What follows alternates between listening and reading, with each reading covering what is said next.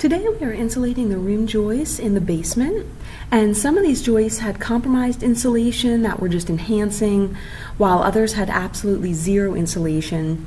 And this video is going to walk you through what type of insulation to use, some top tips, and even common mistakes to avoid. Don't forget to like and subscribe for more weekly videos coming your way. Now let's get to it. This is a great device to keep around the house for 10 or 15 bucks, an infrared thermometer. And we've got a pretty warm day here in Georgia in the middle of winter, pretty typical. But as you can see, we are seeing a moderate decrease as we go up toward the ceiling, just emphasizing the importance of that insulation. Let's get to it. We ended up going with an R13U insulation by Certainteed.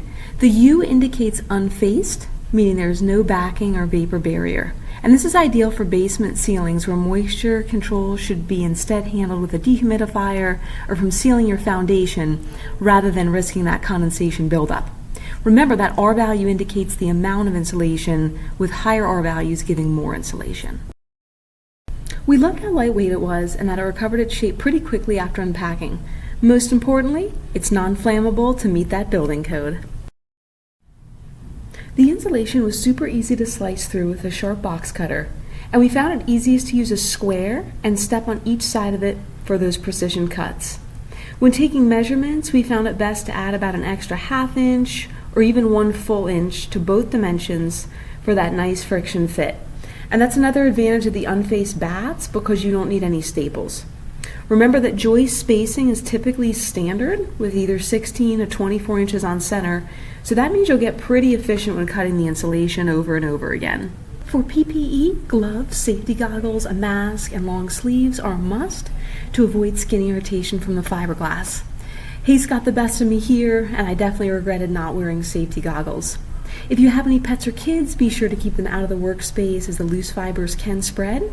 And also be sure to check for electrical wires or plumbing before cutting any insulation around these obstructions. Turn the power off as needed. Remember that R values are generally cumulative, meaning that you could stack 2 layers of R6 to achieve R12. Notice how I said stack and not smush. If you forcefully pack in the insulation, you'll actually end up compromising the intended R value. Alright, so this next part is pretty critical. If you already have existing insulation like we're showing here, and you're just trying to enhance it, you've got to be sure to seal any drafts first, since this is where most energy loss is going to take place. If you add the fiberglass without sealing first, it can also lead to big problems later down the road.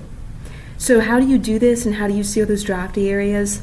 Well, spray foam, caulk, or rigid foam board, those are all options.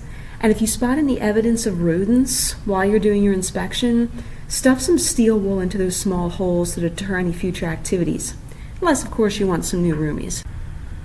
Something else to note, if you go with faced insulation as opposed to unfaced, like we've shown in this video, be sure that your vapor barrier lies on the warm side, and that would be up toward the living space in this instance.